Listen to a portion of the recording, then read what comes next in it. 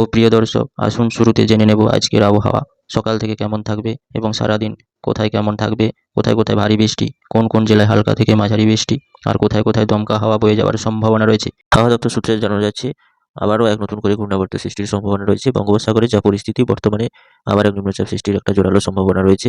তার ফলে আগামী কয়েকদিনের মধ্যে আবার এক নতুন করে ঘূর্ণাবর্ত সৃষ্টি হবে এবং এই ঘূর্ণাবর্তের প্রভাবে আবার এক দুর্যোগপূর্ণ আবহাওয়া সৃষ্টির সম্ভাবনা রয়েছে। তবে এই দুর্যোগপূর্ণ আবহাওয়া কতটা প্রখর ধারণ করবে, কোন দিকে অগ্রসর হবে, তা আগামী আপডেটগুলোতে জানিয়ে দেওয়া হবে স্পষ্টভাবে।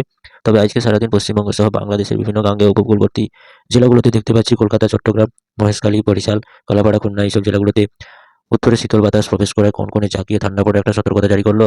এবার চলে আসি উত্তরবঙ্গের বিভিন্ন জেলাগুলোতে, যেমন কালিম্পং, দার্জিলিং, জলপাইগুড়ি, আলিপুরদুয়ার, রংপুর, মালদা, মুর্শিদাবাদ এইসব জেলাগুলোতেও কনকনে শীতল বাতাস, সমস্ত জাঁকিয়ে পড়া শীতল বাতাস সমস্ত অনুভব করবে রাজ্যবাসী এবং দেশবাসী।